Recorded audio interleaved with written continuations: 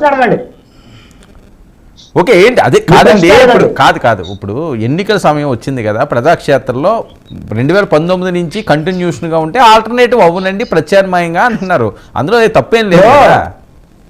ఇప్పుడు కాదండి వర్మ గారు, ఇప్పుడు మీరు ఒక పార్టీ పెట్టుకోవచ్చు, నేను ఒక పార్టీ పెట్టుకోవచ్చు, నా పార్టీ ఎట్లా రన్ చేయాలా, నా పార్టీలో ఎట్లా ఏమేమి చేయాలనేది నేను నిర్ణయించుకుంటాను, లేకపోతే మా నాయకత్వంలో ఉన్న వ్యక్తులను కలిపి మాట్లాడుకుంటాం. ఇప్పుడు ఎవరైతే సలహాలు సూచనలు ఎవరైతే ఇచ్చంటారో ఇది ఒక పార్టీ పెట్టుకొని మొగోళ్ళలాగా వచ్చి మాట్లాడుకోవచ్చు. అన్ని చెట్టు కింద క్రీడలలాగా లేకపోతే చెట్టు కింద కూర్చొని చిలక జోస్యాలు చెప్పుకునే వాళ్ళంతా వచ్చి నీ పార్టీ ఇలా నడిపితే బాగుంటది, నువ్వు వాళ్ళు కాదు కదా.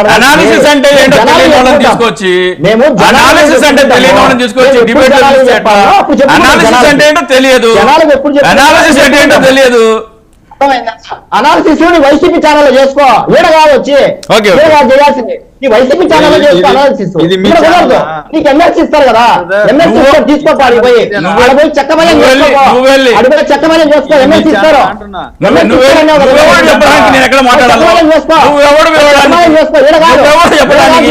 భజన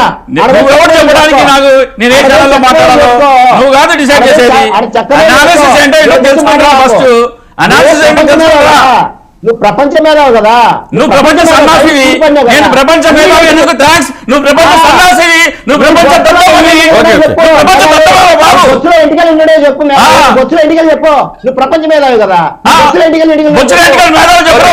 కదా, బొచ్చులో గుండు గీసేవారు చెప్తారు, గుండు గీసేవారు చెప్తారు ఎన్ని ఉన్నాయో. ప్రపంచ మేధావి బతుకు బతుకు పార్టీ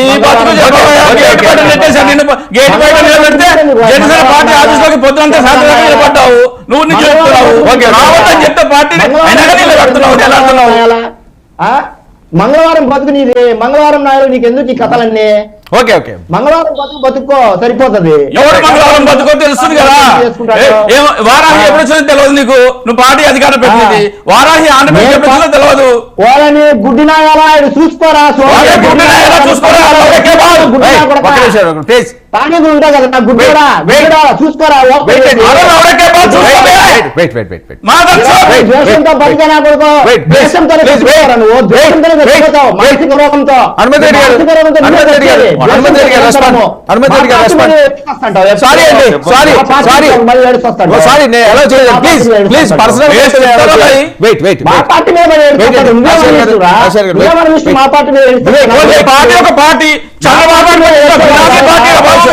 చంద్రబాబు నాయుడు పెట్టించిన బినామీ పార్టీ ఒక పార్టీ, దానికి ఒక అధ్యక్షుడు, దానికి అధికార ప్రతినిధి, బినామీ పార్టీ మాట్లాడతారు పార్టీ మీద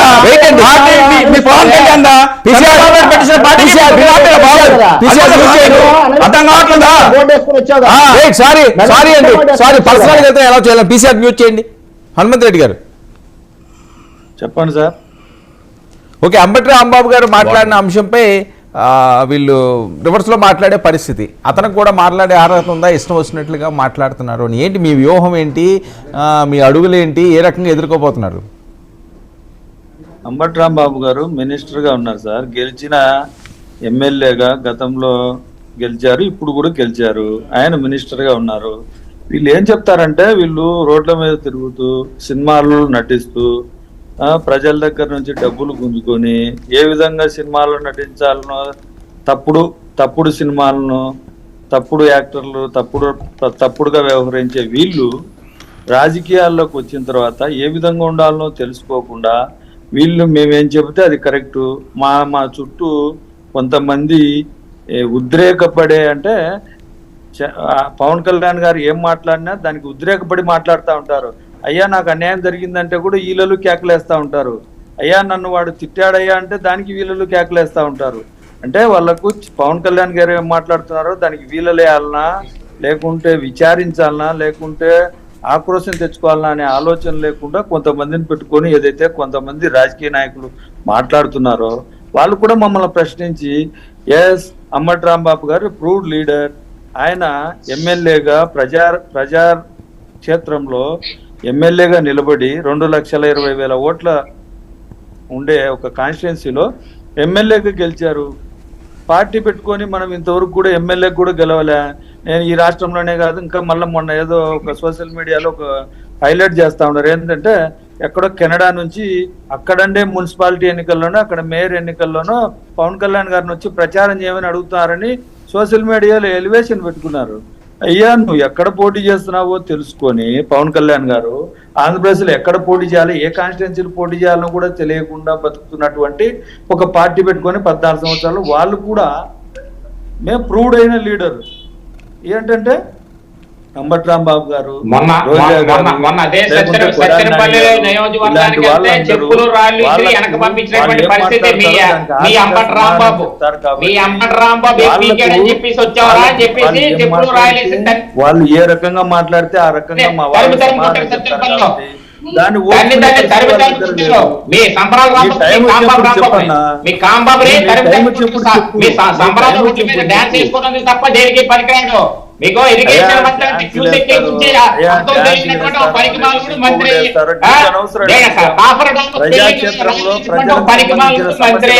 దయాపురం స్పెల్లింగ్ తెలియనటువంటి పనికిమాలుడు మంత్రి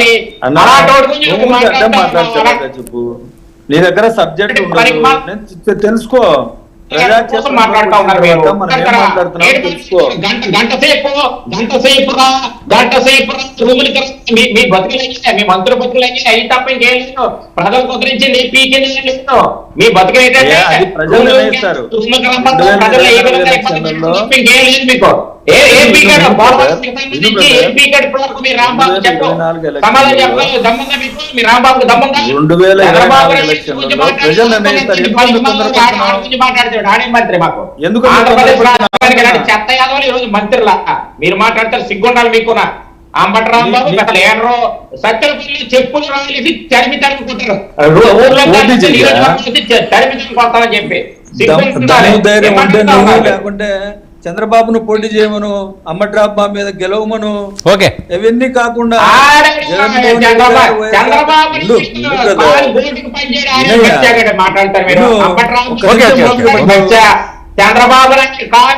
పనిచేయలేదు అలాగే యూస్లెస్ పేరు. ఓకే ఇది మేము చంద్రబాబు స్థాయి కాదు. చంద్రబాబు స్థాయి కాదు. అదేంటంటే నోట్ పార్కుల శాఖ మంత్రిగా పెట్టుకొని మైకుల ముందుకి కుక్కలా వదిలినట్టు కాబట్టి తప్ప ఈ రోజు జగన్మోహన్ ఈ అభివృద్ధికి ఎంపీ రాదు. ఈ అవగాహన వాళ్ళు ఈ రోజు మంత్రులుగా ఉన్నటువంటి పనికిమాల వాళ్ళు ఈ రోజు రాష్ట్ర మంత్రులుగా ఈ రోజు నడిపిస్తుంది. అందరూ సకల శాఖ మంత్రి ఉన్నాడు కదా మీ ఎవరో గుమస్తా సజ్జల రామకృష్ణారెడ్డి, జగన్మోహన్ రెడ్డి, విజయ్ గారు నోటికి ఏది వస్తే అది మాట్లాడుతూ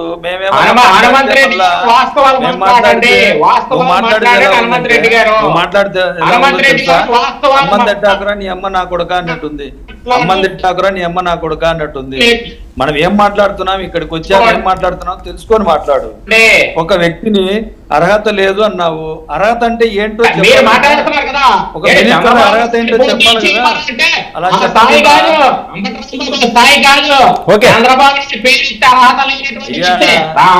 చంద్రబాబు నాయుడు గారు అవుట్డేట్ అయిపోయింది.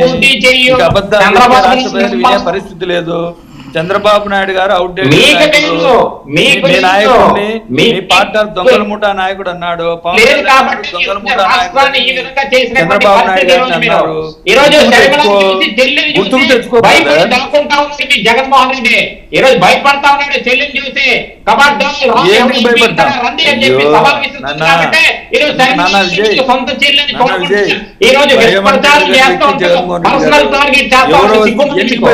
జగన్మోహన్ రెడ్డి సిగ్గు ఇంట్లో సొంత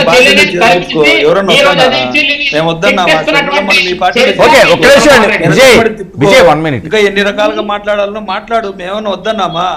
శర్మిలమ్మ గారితో మాట్లాడించు.